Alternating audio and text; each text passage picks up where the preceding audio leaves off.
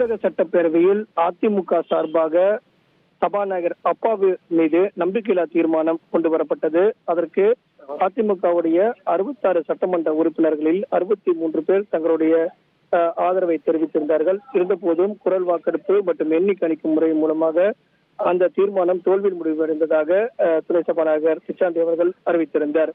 இந்த நிலையில அதிமுக சார்பாக கொறடாவின் உத்தரவாக அனைவருமே தமிழக சட்டப்பேரவை நடவடிக்கையில பங்கேற்க வேண்டும், அதிமுக சார்பாக கொண்டு வரக்கூடிய தீர்மானத்துக்கு ஆதரவாக வாக்களிக்க வேண்டும் அப்படிங்கிறதையும் உத்தரவாக பிறப்பித்த நிலையில ஓபிஎஸ் அவர்கள் மற்றும் ஆதரவு சட்டமன்ற உறுப்பினர்களின் நிலைப்பாடு என்னவாக இருக்கும் என்று எதிர்பார்க்கப்பட்டது.